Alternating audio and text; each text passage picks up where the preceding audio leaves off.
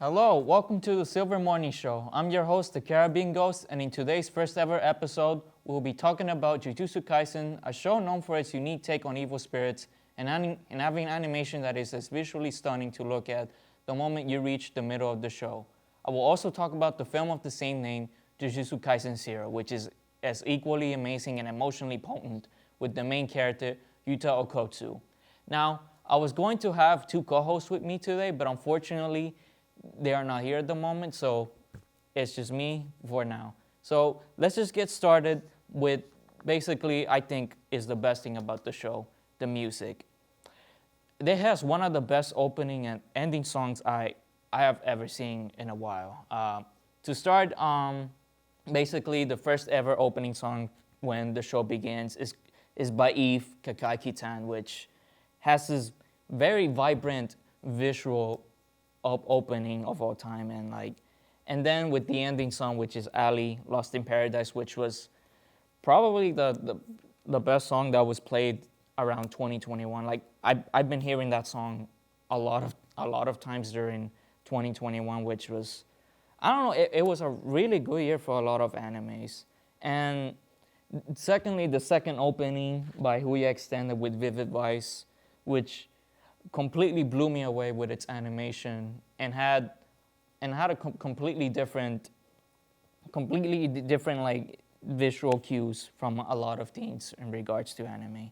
And lastly, the ending song, Ko Shuni, Give It Back. I'm sorry if I mispronounced that name, which is actually much more serene than the other openings, because the opening and the first ending song to the show was actually really intense, and then there's this stark transition to the last ending song, which is Give It Back, and lastly the Jujutsu Kaisen 0. The ending themes are provided by King Junu for the film, and the opening song for the entire film is called Greatest Strength, which was composed by Hiroaki Tsutsumi, Toph Willingham, Chess, and Jessica Galina. And the soundtrack, I think, is like very interesting to how because usually in other animes they repeat the same old soundtrack, but in this one it has completely different songs played throughout the entire season, and it's almost westernized in a way that a lot of animes don't usually have, not all the time, but yeah, I think it's a very stark transition to what a lot of animes use in their soundtracks. And now I want to talk about the intense and thought-provoking fights alongside the story that's actually presented in the show and the film.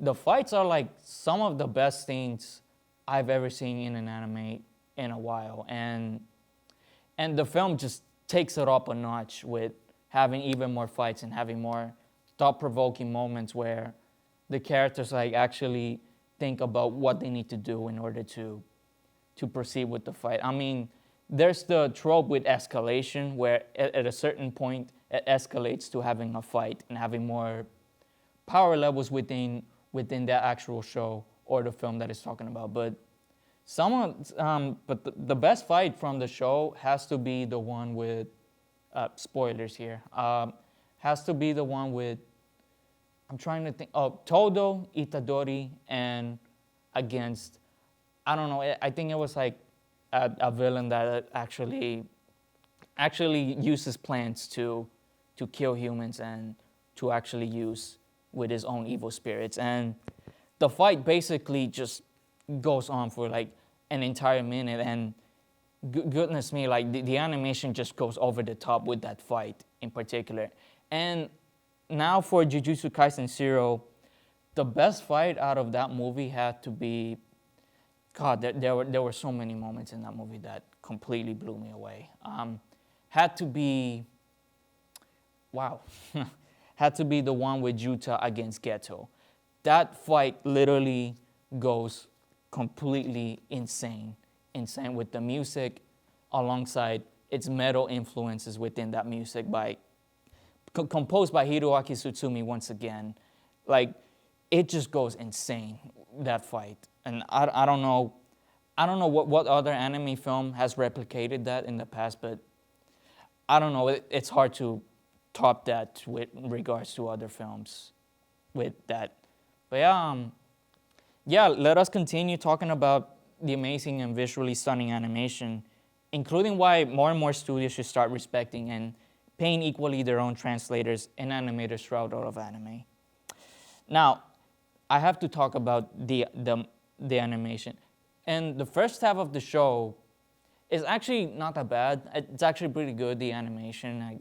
There are bits and pieces where actually not bits and pieces where it's not messing up. It's actually quality animation in the first half. But the second half just completely just tops that with the second opening song. When I first saw that, I was in awe. And I was in awe how jaw-dropping that animation looked. And I'll be honest, in Jujutsu Kaisen 0, the animation just goes even beyond that, with the highlight of the film just being Yuta Okotsu's backstory. I mean, it's probably a good story that has been told. I don't know, time and time again, but this time there's actually a bit of depth. I mean, in regards to his backstory and how he surpassed his own sadness and basically became equally as powerful as Gojo Satoru in the show. And yeah, I mean, there are some highlights with the movie, but then again, I mean, Yuta just became my favorite main character from Jujutsu Kaisen as a whole. And it basically, I don't know, it basically set the standard for animes now when making a character that is as emotionally potent as other main characters. I mean, there's nothing wrong with Yuji Itadori, but I don't know, at times I just feel, I don't know, his character could be much more, and Yuta just completely surprised me with his story and how he's a really good main character. And I don't know why they haven't been in a prequel movie, but then again, they're probably gonna expand that more with more seasons and more movies, but I'm not too sure. But then again, let us move on from that and let's talk about the most important thing in regards to animation.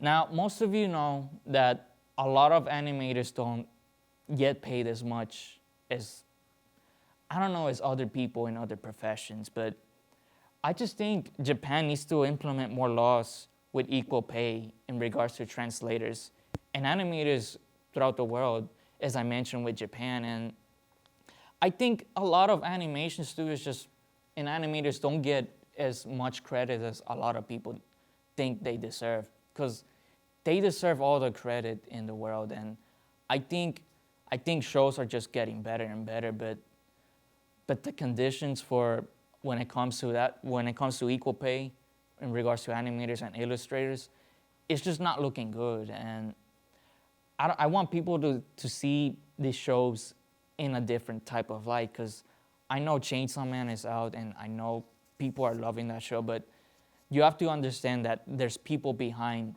those shows and they're actually trying to make the best they can with the art that they have and adapting mangas into actual animes.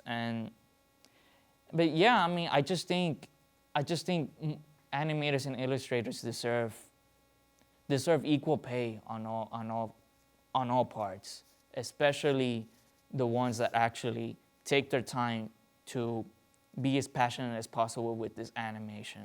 I mean, there are certain examples where literally the animation studio is putting a lot of effort into their shows. For example, One Punch Man, the first season, that is. The second season, however, that's a different story. But yeah, I mean, they putting a lot of effort in adapting that anime into being the best as it can be, and it's actually really good to how they actually do what they need to do. And another recent example that I just recently saw is VV Fluoride Ice Song. I think that is one of the most underrated shows I have ever seen in a while, and I think this is this is the equivalent to One Punch Man in the 2020s. I know One Punch Man is expanding with like its story in the manga, but then again, after what happened with the second season, that was not a good look for the industry at the time. But Vivi, that was a great example to how they do those types of shows, and it's a anime only thing, so it wasn't adapted into a manga just yet. It was like started with an anime only, and my God, the animation scenes in Vivi are some of the best scenes I've ever seen in a while, like from 2021. But then again, that's just me, and thank you for joining me. And well, this has been the first episode of the Silver Morning Show. Tune in another time as we will be talking about a film that is as introspective and obscure among film enthusiasts, alongside telling a story about personal growth and wisdom. And of course, I'm talking about Robot and Frank. And hopefully you don't want to miss it, and I'll be seeing you in the next episode. Goodbye.